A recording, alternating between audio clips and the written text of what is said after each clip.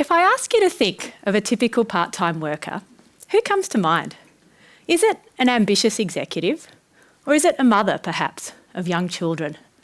And if it's the latter, did you consider that these two descriptions could belong to the same person? There are so many people in the workforce who need to work part-time and who want to continue to have big, challenging careers while doing so. And the reality is that this is still a pretty hard thing to achieve.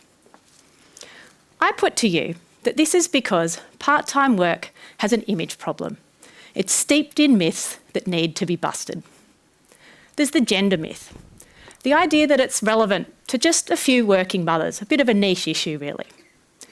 Even if this were the case, the importance of enabling women to continue to progress their careers while raising young children can hardly be overstated. And the fact is that 20% of the workforce in both New Zealand and Australia currently work part-time. That's a fifth. So who else does it include other than working mothers? Working fathers make up some of this number, and there would be even more if it were easier for men to access part-time. Research out of the UK shows that a third of young fathers would choose to take a pay cut if they could work less hours and spend more time with their families. And putting parents aside, what about people with disabilities that preclude them from working full-time hours? Or people who might like to take a phased transition to retirement? People with side businesses or people studying? And people, like my friend Tim, who loves line dancing so much that he works 4 days a week in his executive role so that on Fridays he can spread the line dancing love by teaching it to others. This is by no means a niche issue. The second myth is the commitment myth. The idea that people working part-time somehow care about their careers and their roles, a lot less than their full-time peers, which is of course just not true. And then finally, there's the impossible myth. The idea that it's actually not even really possible to work part-time hours in most roles, and especially not in senior level roles. I've written a whole book disproving this last one, and if you don't want to take my word for it, consider all the 4-day-week trials across the globe at the moment, proving time and time again that people across whole organisations can reduce their hours down to 4 days with no adverse impact on productivity or revenue. Amazing, right? So, why does this image problem matter? We've already seen that it's clearly an issue of inclusion, but why else should our organisations care?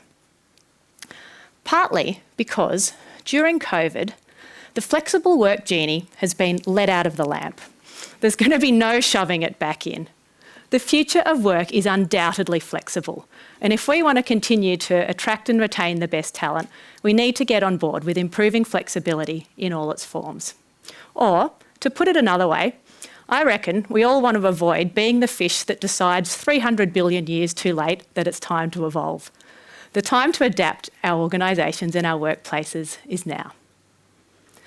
Another reason that part-time work really matters is that we seem to be getting pretty much nowhere with improving gender representation at senior levels. On some measures, concerningly, we even seem to be going backwards.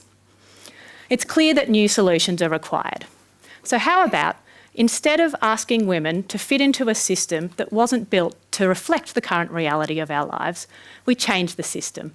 We make more senior level roles part-time. And the final reason that organisations should care is that it just makes good commercial sense. We know that organisations with more diversity outperform others. We also know that people working fewer hours are more productive.